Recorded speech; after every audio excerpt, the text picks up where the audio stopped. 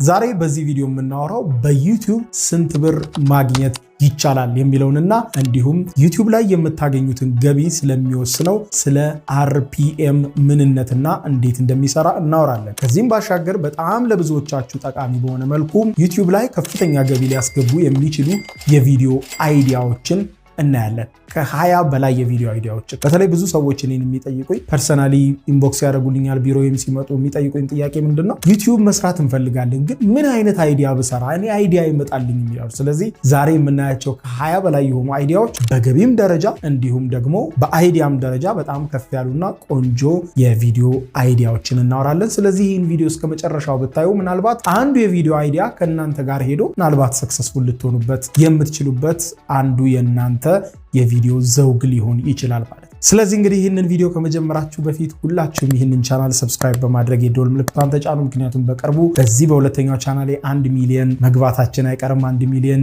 ደግሞ ስንገባ በደንብ ሰለብሬት እናደርጋለን። ቆንጆ የሆነ ቪዲዮ እሰራላችኋለሁ። እጅግ በጣም ነው የማመሰግነው ሰፖርት ስለምታደርጉኝ፣ ለሐሳብ ለአስተያየቶቻችሁ። እንግዲህ ከዚህ ቀደም ስለ ዩቲዩብ፣ ስለ ኮፒራይት፣ ስለተለያየ ጉዳይ ዩቲዩብ ለመጀመር የምታስቡ ሰዎች ይረዷቸዋል የሰራኋቸው ቪዲዮዎች። ስለዚህ እነዚህን ቪዲዮዎች ሁላችሁም ቻናሌ ላይ ገብታችሁ ቼክ አውት ማድረግ አትርሱ ማለት ነው። ወደ ዛሬው ቪዲዮ እንምጣ። በዩቲዩብ ስንት ብር ማግኘት ይቻላል? የብዙዎች ጥያቄ ነው። በጣም በርካቶች የሚጠይቁት ዛሬ በዚህ ቪዲዮ ይመለሳል። በዩቲዩብ ስንት ገንዘብ ይገኛል የሚለውን ለማወቅ አርፒኤም ስለሚባል ነገር ማወቅ አለብን። እርግጠኛ ነኝ በተለይ ዩቲዩብ የጀመራችሁ ትልቅ ቻናል ያላችሁም ጭምር ምናልባት እነዚህ አይነት ነገሮች ላይ ፎከስ አድርጋችሁ ላይሆን ስለሚችል ምናልባት ይህ ቪዲዮ ለእናንተም ጠቃሚ ነው። አርፒኤም የምንለው ነገር ሁላችንም እንደምናውቀው እንግዲህ ዩቲዩብ በ1000 ተመልካች የሚከፍለው የገንዘብ መጠን። ይሄ አርፒኤም የምንለው የገንዘብ መጠን ደግሞ ሁላችንም ጋር ይለያያል።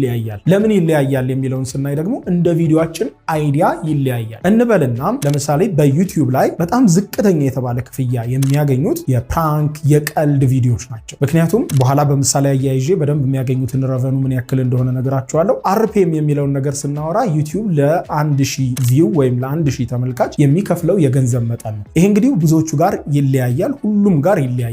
የሚለያየው ደግሞ እንደ ቪዲዮአችን ኮንተንት አይዲያ ነው እንበልና አንድ የፕራንክ የቀልድ የጆክ ቪዲዮ እና አንድ ስለ ፋይናንስ የሚያወራ ስለ ገንዘብ ስለ ኦንላይን ቢዝነስ የሚያወራ ቪዲዮ እኩል የገንዘብ መጠን ጀነሬት አያደርጉም ወይም እኩል አርፒኤም አይኖራቸው። ምክንያቱም እንደ ኦዲየንሳቸው ስለሚለያይ። ከዚህ ቀደም እንዳልኳችሁ በሰራሁት ቪዲዮ ዩቲዩብ ላይ ገንዘብ የምታገኙት ዋናውና የመጀመሪያው መንገድ ከዩቲዩብ አድ ረቨኑ ነው። አድ ረቨኑ ደግሞ